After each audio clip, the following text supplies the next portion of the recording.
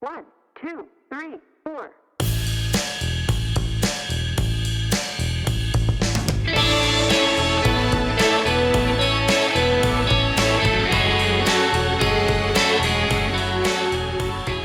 Hi, and welcome to the Vininspo podcast with me, Ed Merrison. This is where wine is a travel experience. Join us as we pick up bits and pieces, make new friends, and create memories that make our future interactions with wine, people, and places all the more meaningful and fun.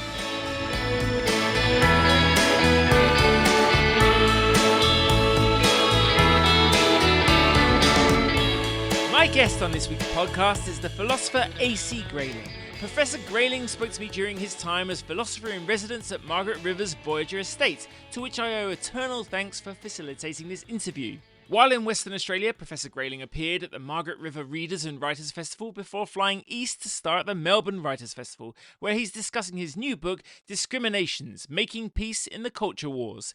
Our conversation, however, hovered around themes covered in his last work, Philosophy and Life, exploring the great questions of how to live. We spoke about what existentialism teaches us about commitment and authenticity in wine growing, philosophical approaches to the economic, environmental and health headwinds faced by the wine business, why silver bullet life hacks don't cut the mustard, how the pursuit of happiness is doomed to disappoint, why the world needs the grace notes supplied by wine, and why thinking about what you choose, the way you act, and how you treat others is the key to a good life. I started by asking Professor Grayling how he was finding his time down under. Loving it, absolutely loving it. I've been coming to Australia pretty regularly, annually, now for about 15 years or more. Of course, mainly in the cities, because that's where the literary festivals are held. Here, I'm in Western Australia at the moment, in Margaret River. The first few times I came to Western Australia was in Perth, and people always said, "Oh, you must go to Margaret River."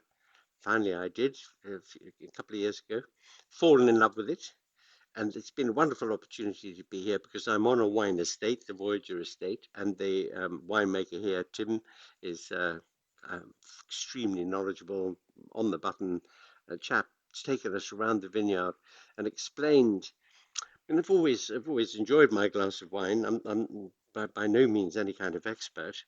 One of those I know what I like type people, but being introduced to the intricacy, the complexity, the way that all the different parts of the process, right from the soil right the way through to the glass, that complexity is fascinating, really fascinating. And unlike other things, so I have a brother who was a brewer, and brewing beer, of course, is all about producing exactly the same product in tens of thousands of bottles every year. But the individuality, the judgment and subjectivity that goes into wine making, as well as in the enjoyment of wine, is fascinating.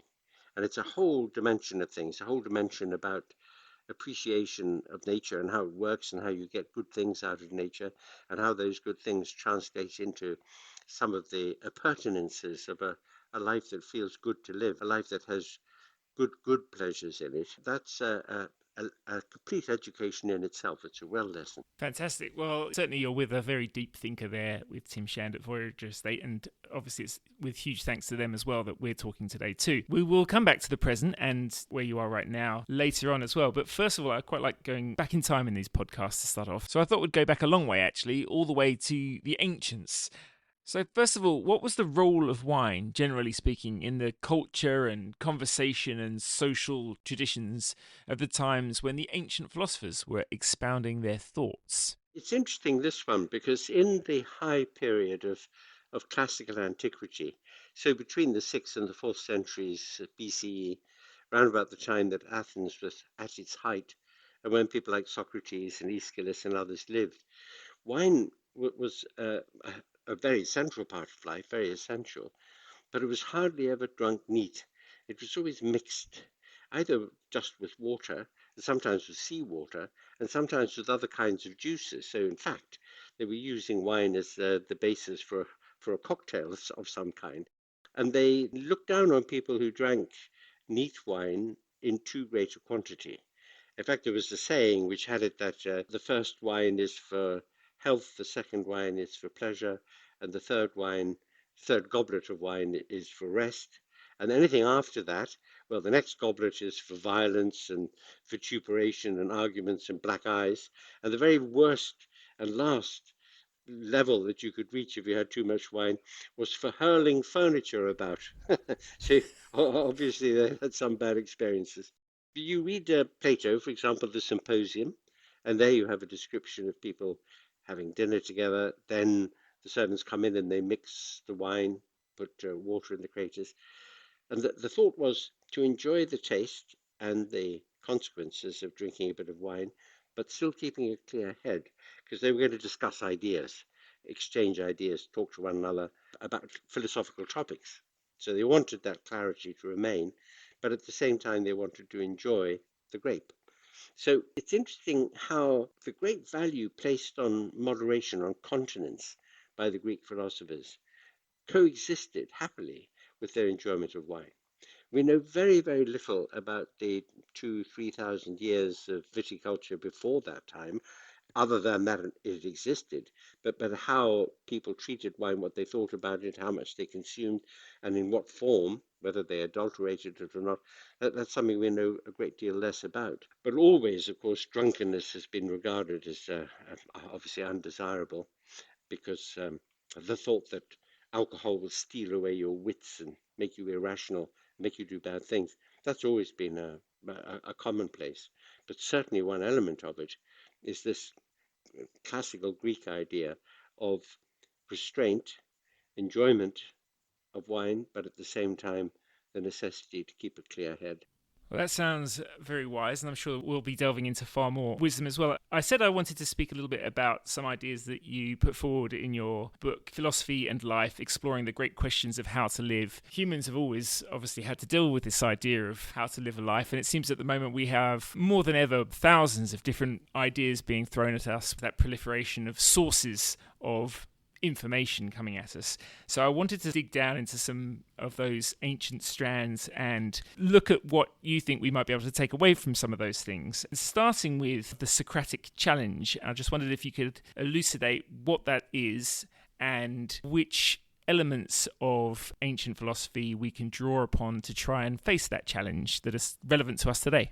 Yeah, so the Socratic challenge is the challenge to think, make your ideas clear about what really matters, about questions of value, and then on that basis to choose a life, to live a life that you've thought about and you've chosen for yourself.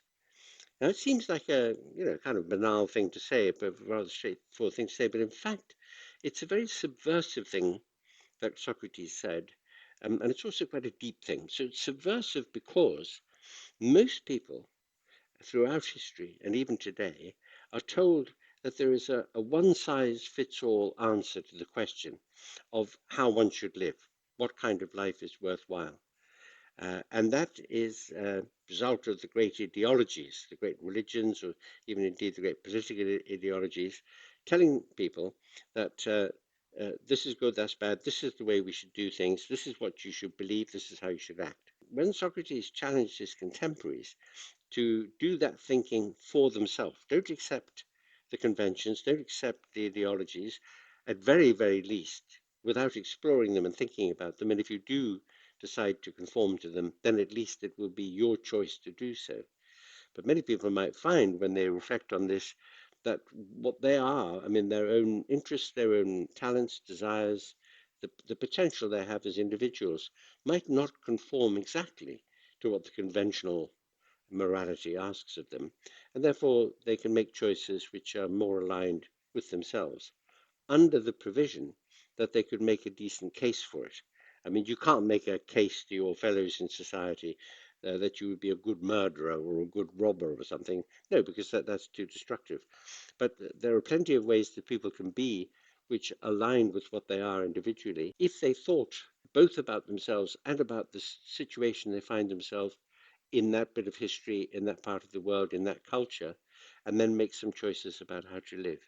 Because Socrates said the life really worth living is the considered life, the life that you own because you've chosen it. And he was trying to get his contemporaries in society to recognize that all the words that people use about good and bad, right and wrong, courage, wisdom, generosity, constraint, and so forth, were only very superficially understood. And if they dug into them a bit and really understood what they meant, they could really make them work for them better. And before his time, before the classical period, the conventional idea was that being a good person was being a good citizen, somebody who fitted in and who conformed with the requirements of society.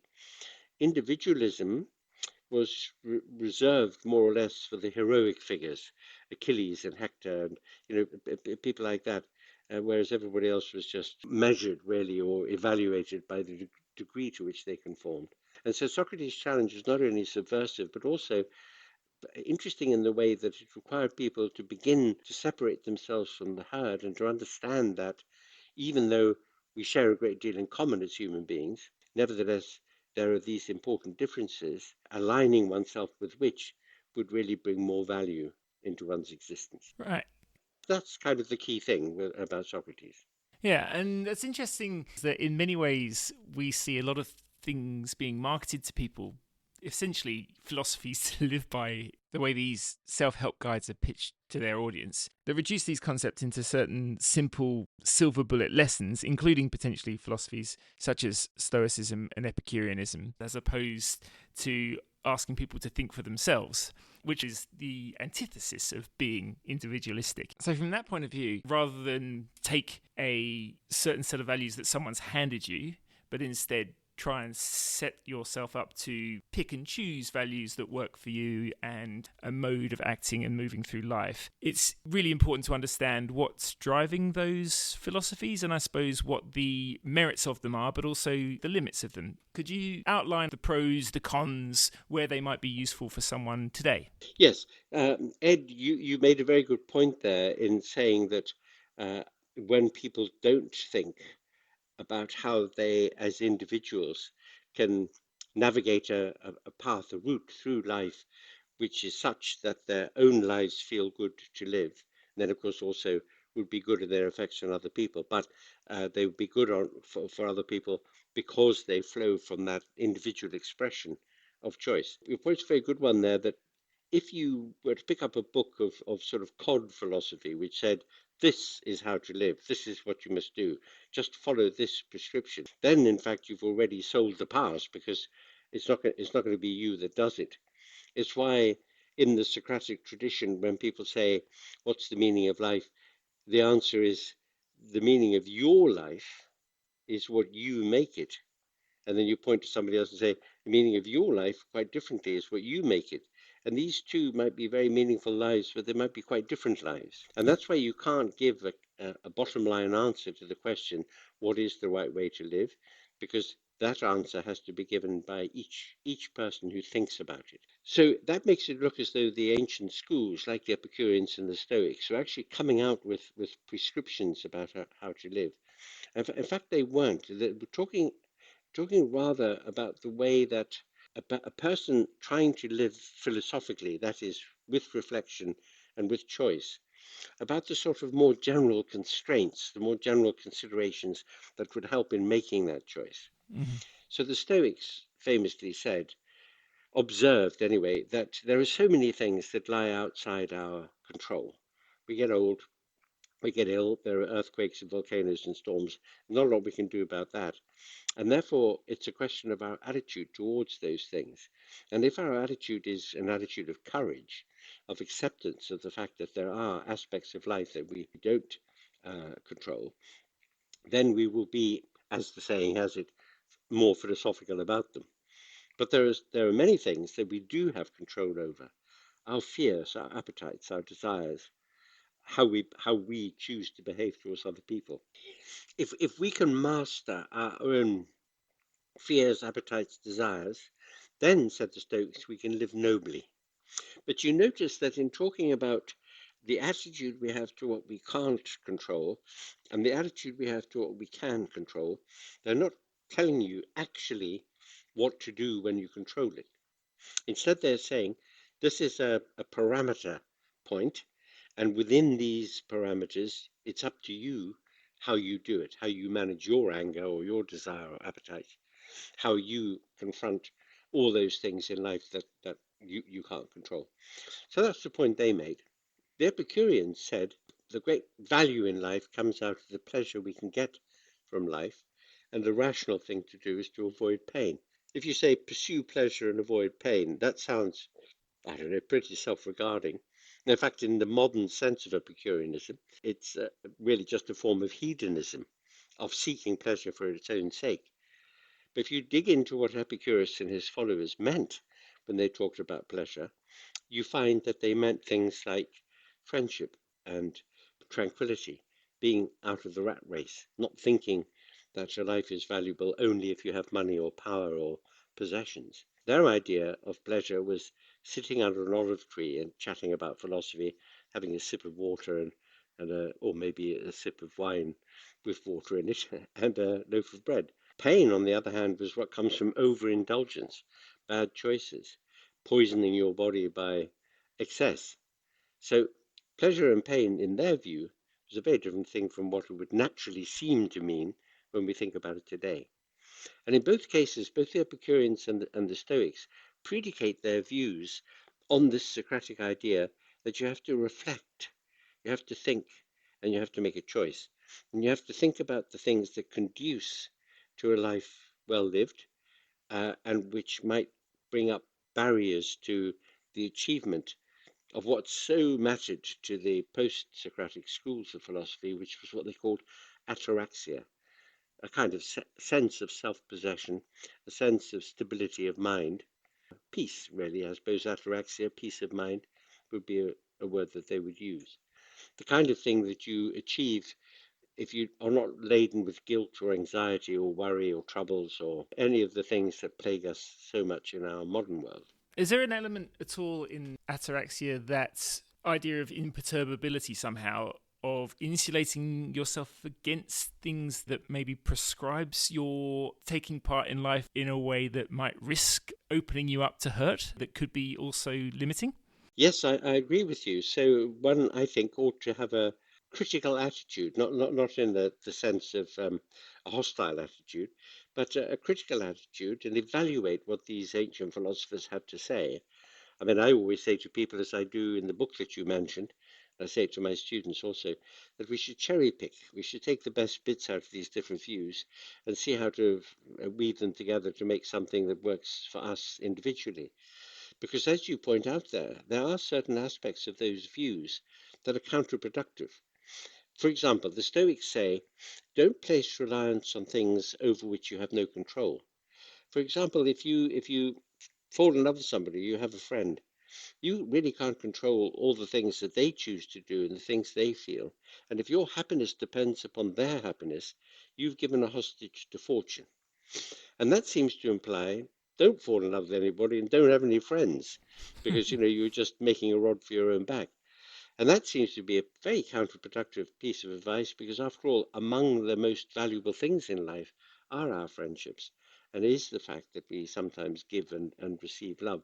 So there, the kind of overreach of that view looks pretty unacceptable. Now, it happens if you read into the Stoic literature, if you read, for example, the De Amicitia by Cicero.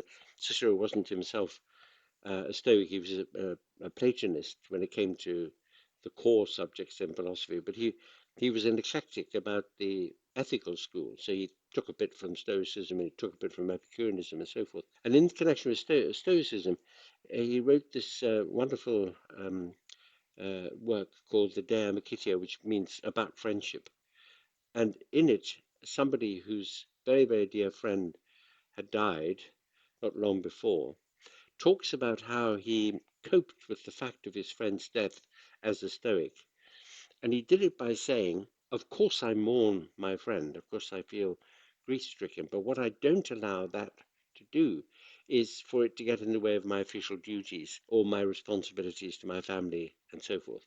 So there is a way of interpreting Stoicism, for example, in which you do liberate your own ataraxia from external circumstances without at the same time forfeiting things like friendship or concern for others.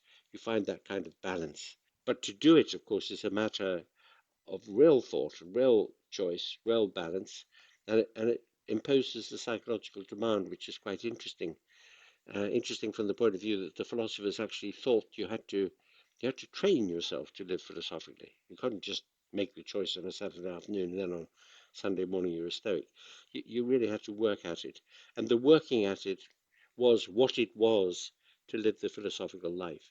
Even if you failed often, even if you didn't live up to any principles that you chose, nevertheless, the very fact that you were trying it meant that you were already being a philosopher in the relevant sense. So a little bit of that is cherry picking ideas, but also then tinkering with them. I.e., you're not just adopting an idea, but you're learning what that actually means in your life and learning lessons from its application. You've mentioned a couple of things, I suppose, from the Epicureans that we might value as people involved in the culture and perhaps wine lovers as well. Things like friendship and conversation, moderation and balance that comes from that sphere. With Stoicism, I had a winemaker a couple of weeks ago talking about dealing with rainfall and difficult weather in growing conditions up in the Hunter Valley in New South Wales and describing the growers as stoic, which comes up a lot as well. So we obviously come across these ideas. And another thing I wanted to talk about briefly was a couple of things that come up in existentialism, namely commitment and authenticity. These are a couple of things that are quite useful words for a lot of people who really want to stake their claim in an individual act that's difficult. Like wine growing, you've got a lot of variables there. It's a long game, facing quite a lot of headwinds at the moment. Going back to this idea of individuality, not individuality as egoism, but individuality as making your way in the world. What do those concepts of authenticity and commitment mean in a philosophical sense, and what can we learn from them? Those ideas of commitment and authenticity flow from the principle that underlies the existentialist attitude, which is that we create ourselves, and indeed we have a kind of responsibility to create ourselves. So they talk about the fact that you get born, you're a kid. At some point, you become aware of the fact that you're an individual, that you exist, and at that point, even though in the years prior to it you might have been formed and shaped by society, by your parents and what have you, now, in recognizing your own individual existence, you recognize also this responsibility to self-create, and to self-create in a way which involves a commitment to the values that you're going to live by, and it involves doing so authentically. That is to say, not in a way where you put up a facade and pretend to other people that you're this and that, when in fact you aren't, because you can't really create that essence, which is the essence of you, if it's done inauthentically, if it is done as a kind of pretense. The slogan that the existentialists used was that existence precedes essence. So you come into existence before you start that act of self-creation. And a really important point for existentialists like Sartre and Camus and others, although of course we have to note that Sartre and Camus fell out. So Camus called his version of existentialism, he called it absurdism. But a key point for them was that there is no external or ulterior purpose or meaning in life. We don't exist for a reason. We're not put here by some external agency. We're here through the blind accidents of nature, the accident of our great-great-grandparents having met one another, liked one another for long enough to produce our grandparents and so on, and all the way down to us. So we're here accidentally. There's no purpose, there's no meaning, and we have to create that meaning. And this is, in fact, the same point as the Socratic point.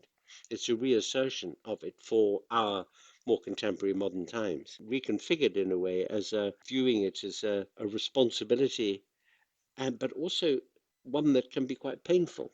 Sartre, for example, talks about the agony of freedom. You realize when you come to that recognition of the fact that you exist, that you are free to do anything. You could tear your clothes off and run down the street screaming, or you could commit an atrocity, or you could do nothing at all, or you could get very, very fat or very drunk. I mean, it's just kind of up to you. So you're free. But if you're going to live in a way that has value in it, that has meaning in it, and in a way that is authentic, that really does, stand up to a kind of mature-minded scrutiny about the value of being that way, then then you've got that responsibility to direct and use your freedom in the process of self-creation in a way that really does justify itself. So that's the idea there. And there's a wonderful essay by Sartre. It's not very long.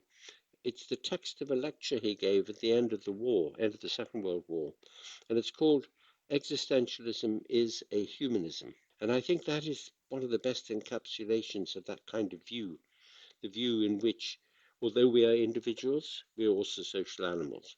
Although we have to create ourselves and make meaning, and our meaning might be quite different from other people's meaning and so on. Nevertheless, also, we have to think about the nature of our connectedness to others.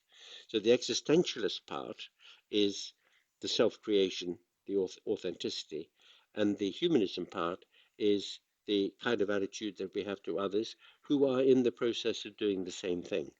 And that is something about them that we have to respect. Yeah, very clear essay, and one that really does carry its essence very clearly in the modern day as well. And I bring that point up about authenticity because it's a bit of a buzzword in wine, and I'm sure lots of other areas where small businesses are creating themselves. But again, almost abused by some who seem to think there's a template of authenticity, whereas, again, going back to the Socratic challenge that you've mentioned, it's not really a template of storytelling. It's actually creating your story according to your commitment to those values. When you see those narratives that are very real, they really truly resonate. But you do also see this idea, I suppose, of adopting values because they're popular from a marketing point of view or whatever it is. They sell well as a story, and it's a very, very different thing.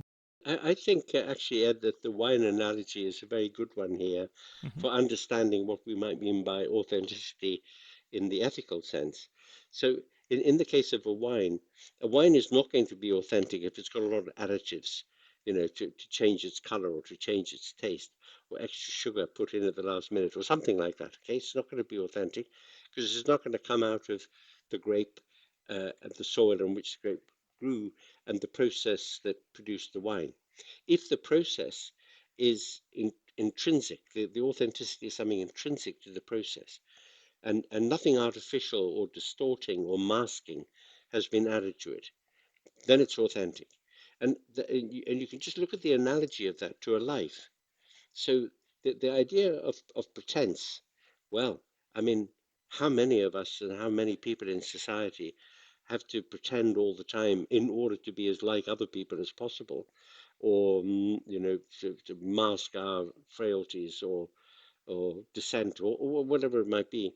A lot of life is inauthentic in the sense that people are trying to conform, to hide, to present an image of themselves which isn't really themselves.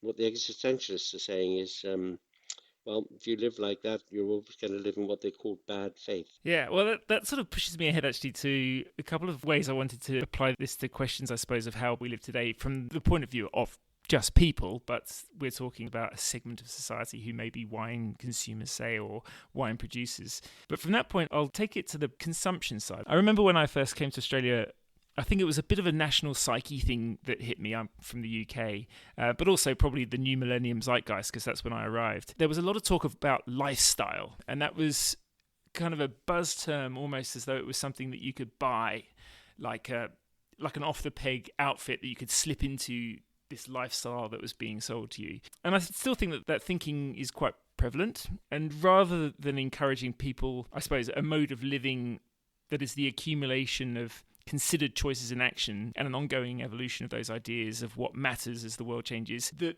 sometimes in the modern world people do fall into a mode of choosing, I suppose, that superficial idea of what it is to have a lifestyle, a tag or a label, rather than just living it. Do you see that? Yeah, very much. I mean, I think you've put that very well.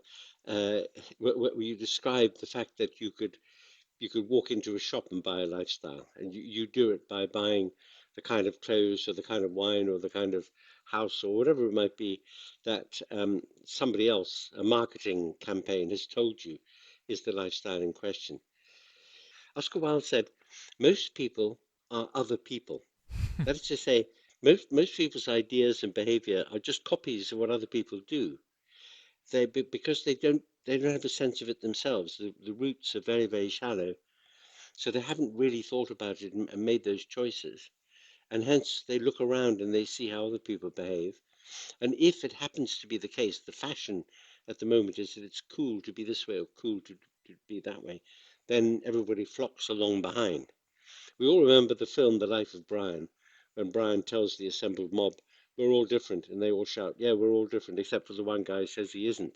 Well, that so beautifully exemplifies the fact that crowds are rushing to follow this trend or that, or to adopt this sort of would-be persona, but it is very, very much on the surface. And the Socratic challenge is to go well below that and to be true. It's like the existentialist idea about authenticity here, that there is a level you can reach where you're honest both about what you really think and feel and want, and about yourself, and about things that you really do value.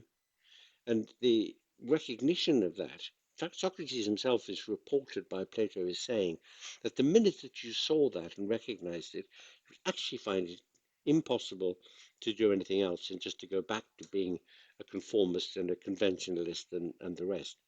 As it happens, of course, Aristotle, who was a man of great pragmatic good sense, he pointed out that unfortunately we can sometimes see the better and do the worse. We know what we should do, but we don't do it. It's like the dieting person who eats the piece of chocolate cake anyway. That's the situation. So we can often enough see what we should be doing or what would be good to do, and then we don't do it. And that is one of the sources of this dissonance, this unease that people live with in life, because they don't feel that they're living a life that is true to themselves, and yet they feel they must conform to what other people do. It speaks to the complexities about the nature of human experience, especially in modern societies where there's so many inducements and attractions. I mean, you think about the fact that if you walk down the high street of the CBD of a big city, you'd have to be pretty damn rich to be able to buy everything you see in the windows. And consequently, there's always going to be dissatisfaction and unease and incompletion in the feeling of life unless you've really taken seriously the kind of ideas that the cynics used to talk about in ancient philosophy. The cynics were the original hippies, They just simply dropped out of society altogether and spurned the idea that position, power, wealth, status in society meant anything at all. And they used to say, the person who has enough is rich. Being wealthy consists in just having enough, and having enough might be having a couple of slices of bread a day, having access to water to drink, having somewhere to sleep out of the rain. So it could be very, very minimal. And in fact, that's how the cynics did it. They went for the minimal life in that way. And they said, we're among the richest people because we actually have enough. The people who go for wealth and power are always seeking more. Therefore, they're always dissatisfied. The gold is always on the other side of the hill, striving away. And all the stress and difficulty and unhappiness that comes from that is unnecessary. That was their view. Yeah, and I suppose in wine we do have a couple of issues that come into that picture. One, like everything else, you can't escape from the social media idea. The fear of missing out probably happens when you see people having what looks like a crazy good time and acquiring all these great things, or eating in restaurants and drinking the finest, most coveted rare wines. And I suppose also collecting wines and the luxury side of wine does come into, again, where you draw that line between how it defines you and when it's enough. But another thing I wanted to touch on is probably that fine line between self-worth and vanity. Is there anything that you can take from philosophy to help make that distinction? Indeed, there is, because, of course, our self-assessment and our belief in where we stand in the scale of things in other people's eyes tend to be, very detached from one another. They would be very detached from one another if one were to be asking oneself the question, how much does it matter to me personally what other people think about me, and how concordant or discordant are the judgments that other people might make and the judgment I might make about myself? Now, in line with what we were just saying a moment ago, What people are going to try to do is to maneuver themselves into a position where other people can make a judgment of them that's positive, so that they have a status, a standing in society. And in order to achieve that, they may very well have to pretend or disguise or hide certain things, or they have to strive for certain things, have to cut some corners in order to spend the money on something that is going to be a status thing. If you think about our emotional responses to ourselves and to other people, given how we think we stand in society, you notice that certain emotions, like pride, like shame, like guilt, are emotions of self-assessment. Whatever shame we feel or whatever guilt we feel because we feel that we don't match up to something, a scale of things that we should match up to.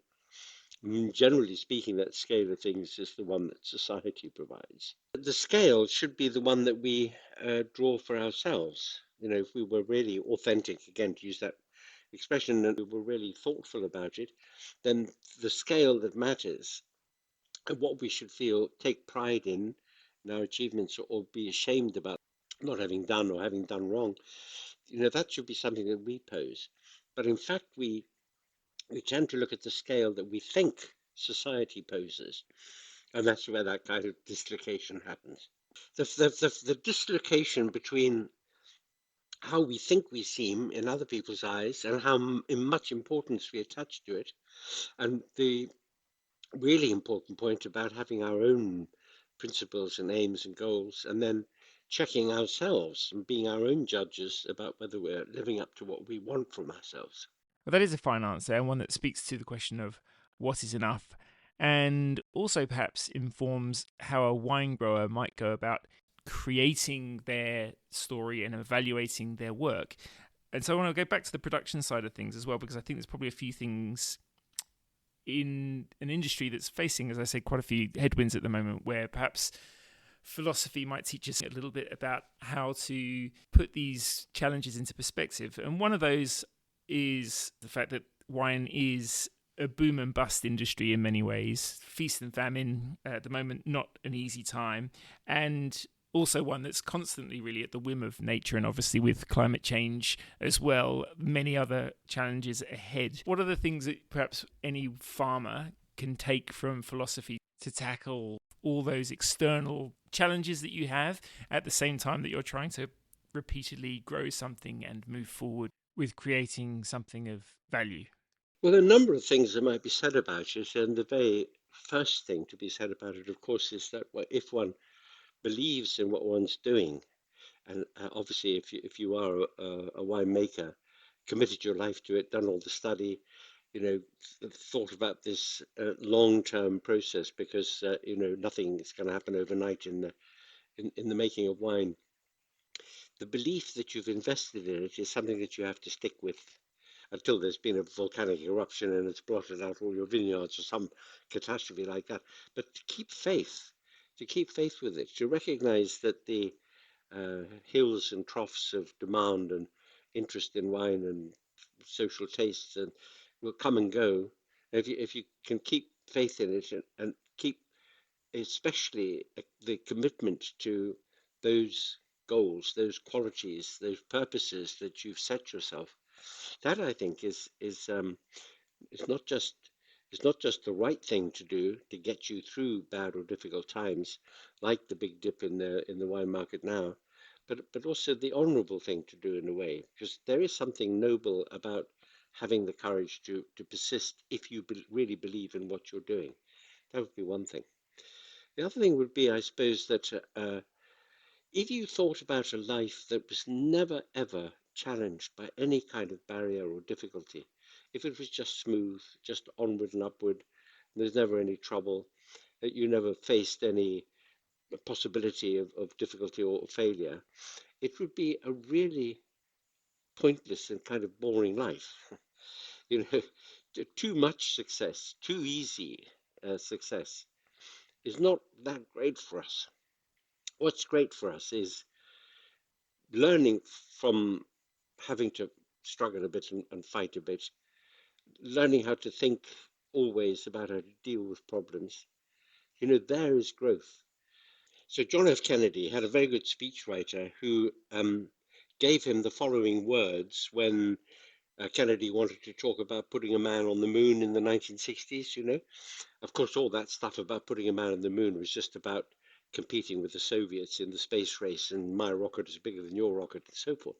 But he said, we are going to put a man on the moon before the end of this decade, and we're going to do it not because it's easy, but because it's hard. And when you do hard things, you grow. Now, I think that that's a really, really good insight. And as soon as somebody grasps the point of that, they recognize that, avoiding difficulties or being afraid of them or thinking that you're not going to encounter them or thinking that there isn't more in some ways to be learned from, tricky situations or even from failure. Failing to recognize those things is failing to recognize that a life that isn't a life of growth, in which the actual endeavor itself is the thing that brings all the richness of meaning into that life. If you just want everything to be easy and simple, then you're not going to be fully a human being. And I think that's therefore one of the key things that one could teach oneself and teach others whom one cares about, that don't be afraid of challenges, because challenges can be very good for you. Even, difficult economic times, even times of conflict and strife and war, bad as those things are, and much as we would like to be able to live positively all the time without those sorts of challenges, nevertheless, their inevitability that they're going to happen means that we should think about them in as positive a way as possible in order to try to get the best from them that we can. Yeah, and I suppose some of the other questions in terms of the challenges revolve as much around dealing with those problems and coming out the other side, I suppose, stronger, growth, as you say. But I'm thinking of the pendulum swing of fashion and acceptability, especially at the moment with what they're calling the new prohibition, or whatever you want to call it, the health lobby and wine. Probably history tells us that these things, as a pendulum does, can swing back. I don't know if there's anything collectively or individually that people in the wine industry could think about in terms of how to wait that out, or how to proactively put the point across that what they're doing is of value. And I suppose that goes to a question I'd like to put to you about wine's social license, the health question again, but also the use of land for agriculture, the use of resources to grow wine, and various environmental pressures as well. It's a tricky thing, isn't it, to justify the existence of something that many regard as being a luxury, something you don't actually need to live. How do you put that into perspective, the value of continuing to grow something like wine?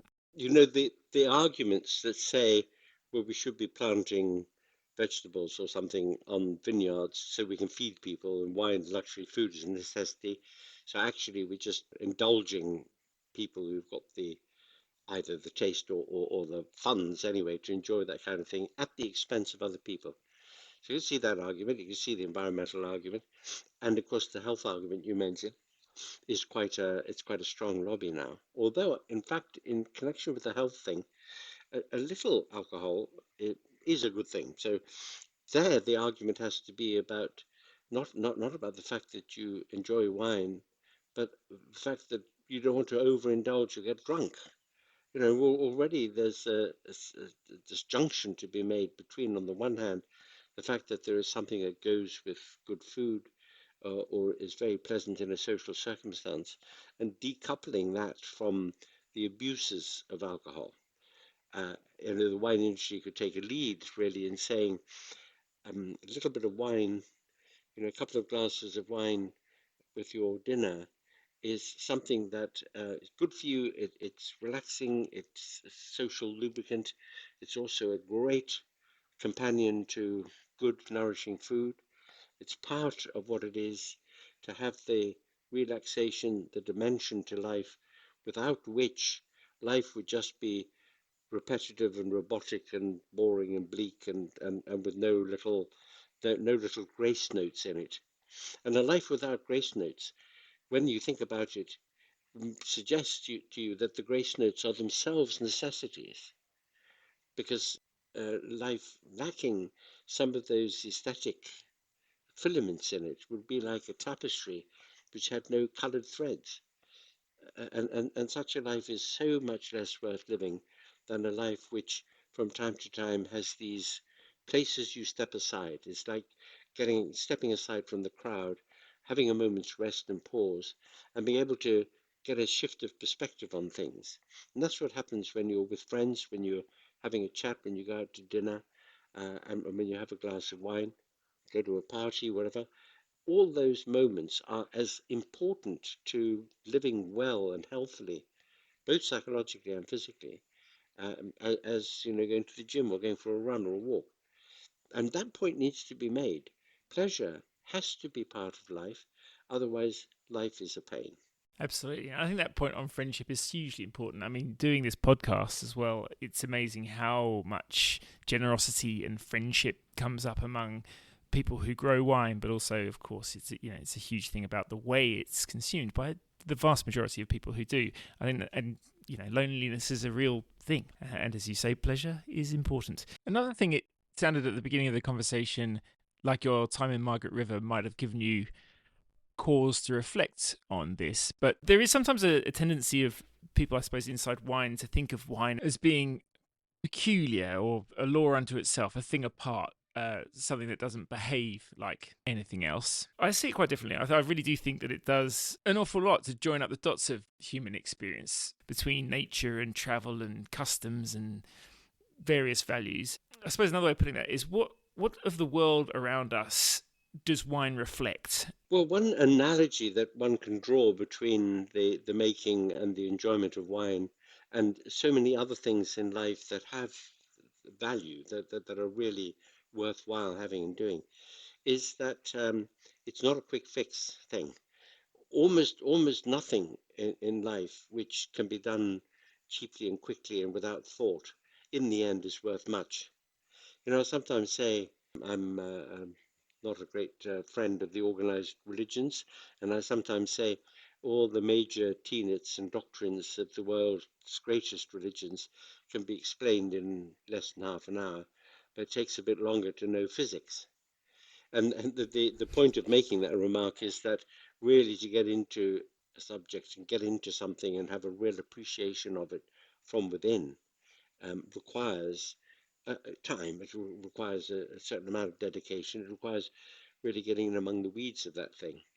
I think, if people at school, if school kids were taught about how different alcoholic beverages are made and how they are consumed and how they have been consumed, what their dangers are. I mean, to drive a motor car is to drive a very dangerous piece of kit, isn't it? You can do a lot of damage to yourself and other people driving that unless you do it responsibly. So drinking responsibly is an obvious obligation on everybody. And responsible drinking, therefore, removes the story from being one about health and the rest of it. If you were to talk to school kids about the production of different kinds of alcohol, and they saw just how intricate, how complex, how interesting, and how much judgment and taste and skill goes into the making of wine, in comparison to the making of most other things that people can get plastered on if they want, they would appreciate that there is something here which is not just about the effects, nor even just about the taste or the color of a really fine glass of wine, but about the fact that when you sip a glass of wine, you are part of a story, and there's the wine itself is a story. I saw a marvelous line in a little essay on wine, where it said, wine is liquid architecture. And that gives you a perspective on it, which is suddenly very interesting. It suddenly makes you think, actually, this is an interesting thing to know something about and to drink. And then it becomes part of life, which isn't just a matter of it being an alcoholic beverage, but becomes something that could fit in, like Lego blocks, could fit in to the way you eat and to the way you socialize and to your knowledge of how good things and ordinary things and not so good things are produced in our world. There was something I came across just the other day, and something that you said brought this back to my mind. It was a clipping that I took from a newspaper 20 years ago and kept in an old scrapbook. And it's an excerpt from a lecture given by, I don't know if you know her, multidisciplinary artist and arts advocate over here called Robin Archer. And she was giving a lecture about art, or the arts, which at the time, in terms of funding and in terms of participation, was going through a hard time, which I don't think has really eased very much. And then if you'll excuse me, I just want to read a couple of passages from that piece. She writes, "Anyone who approaches art, or virtually anything, only wishing to defend their own tastes, anyone who won't look at something because they fear it won't be to their liking, anyone who bags something before they've seen it, they may as well be dead already. They've lost their sense of curiosity." She goes on, "If ordinary people are scared of the arts, then our job as artists and commissioners of new art is not to try to persuade them to enjoy a particular piece of art, or even art itself, but to ask them again to live fully in all things, and to put an end to lives that are driven madly by the false ideals, objects, and icons which marketing itself has created." She says, and this is her main point, that we must ask our potential audience to throw out a lifeline to curiosity in all things. I just wondered what you made of that. Though we say art, you could almost supplant that word with wine or politics or almost anything, I think. And it still rings pretty true to me today. What do you think? Oh, wonderful passage. Really wonderful passage, that. It's so apropos. And as you say, it could indeed be applied to anything. The invitation there is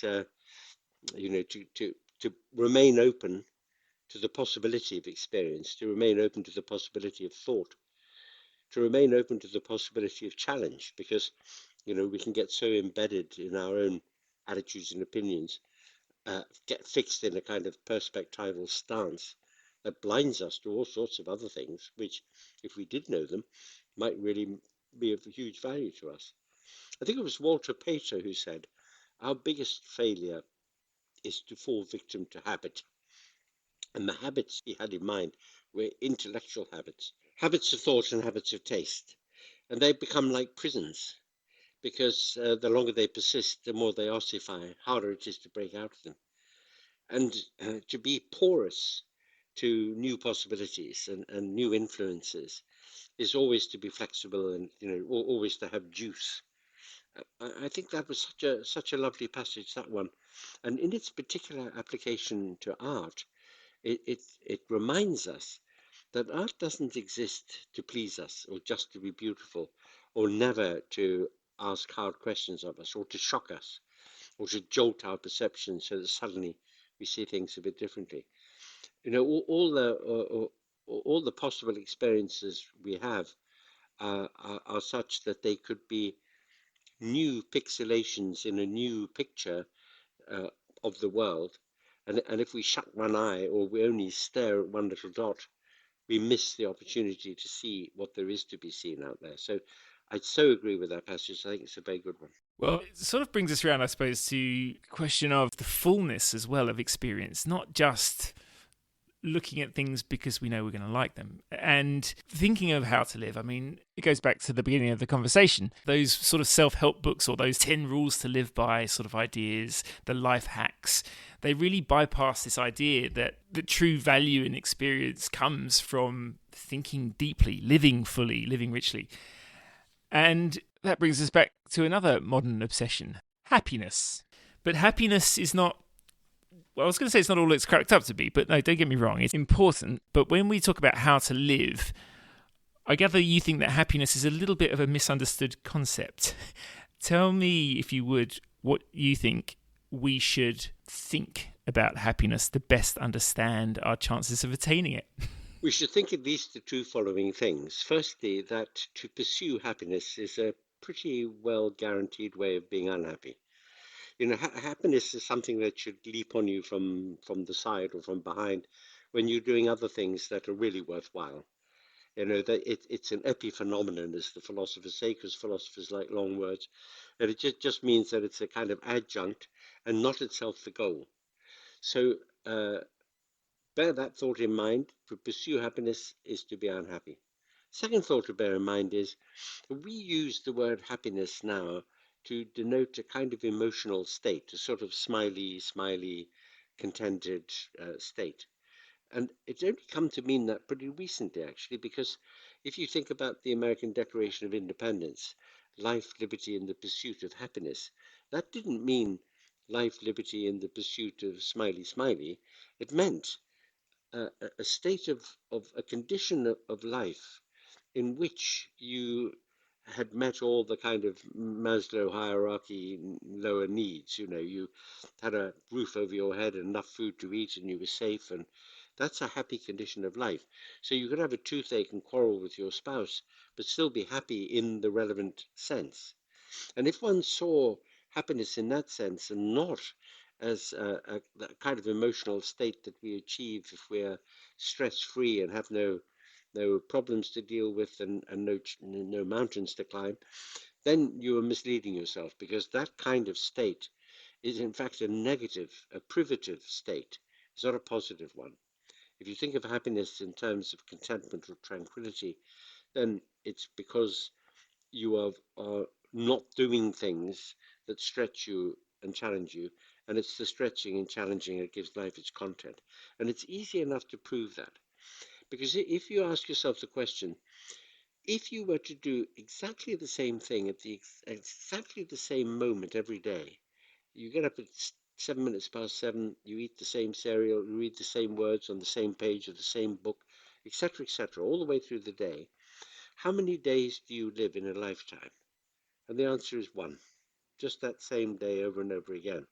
And that immediately tells you that not variety just for its own sake, but the fact that life anyway is various. You know, the people we meet, things that we do, the progress that we make. And I'm reminded of what Aristotle said. Aristotle said, the minute that you begin to try to live a life thought out and chosen, a life with a purpose in it, a life where no matter how often you fail or what difficulties you meet, nevertheless you try and work at making yourself the person who could be measured by those values and by that goal, you are already living the good life. Again, it was Pater who said, this is Walter Pater, the man who wrote the great essays about the Renaissance. He said, you shouldn't value people only by what they do and say. You should also value them by what they would really like to be and to do, because that says something about them and deeper layers of them, which are quite revealing about the actual metal, the actual worth of a human being. And so, we think in the round about how we would evaluate our own lives and how we would judge ourselves at our best moments of self-judgment. And we see that the endeavor to meet our own standards and to do something which has real value for us, plant a garden, write a book, bring up your kids well, make a beautiful wine, enjoy beautiful wine, well, whatever your purposes are, that the movement to those purposes is life. Happiness in the modern sense of being stress-free and contented and what have you is not movement. It's just standing still. And I like the fact that that idea encompasses both your happiness but also your observation of intent, the sort of almost two-way well-being and well-doing that can be fulfilling, not just internally but with your relationships with others.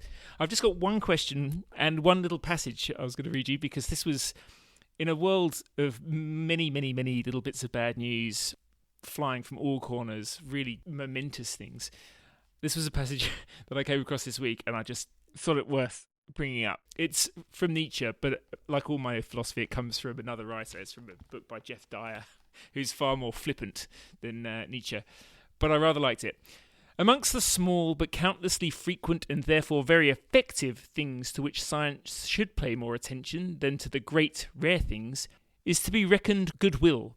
I mean that exhibition of a friendly disposition in intercourse, that smiling eye, that clasp of the hand, that cheerfulness with which almost all human actions are usually accompanied.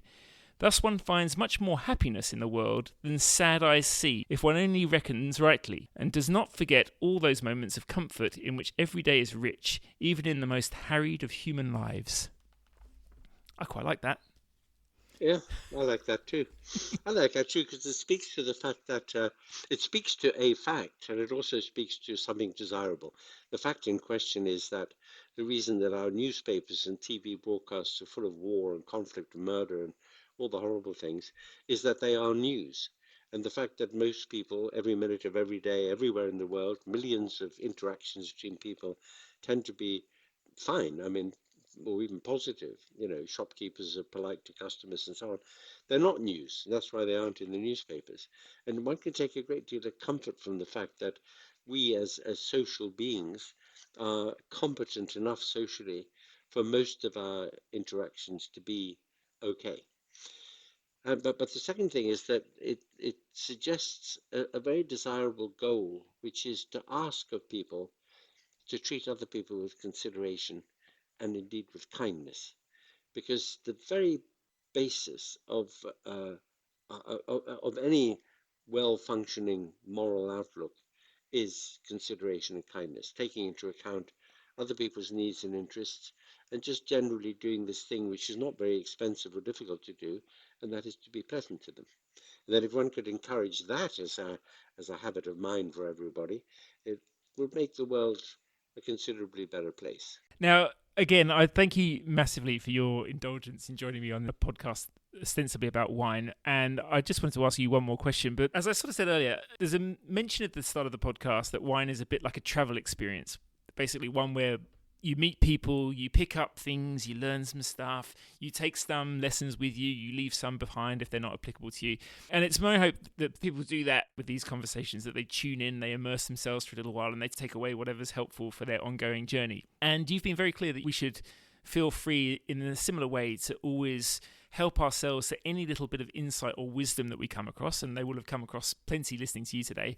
We should adopt it, we should appropriate it if it's useful to us. So I just wanted to ask as the final question, what are some of the philosophies that we've touched upon today, the lessons that you tend to keep foremost in your mind when you try to live up to that Socratic challenge? You're so right to pick up and repeat that point about cherry picking, helping ourselves to the things that will work for us, that we can weave into a personal way of thinking and living about the world.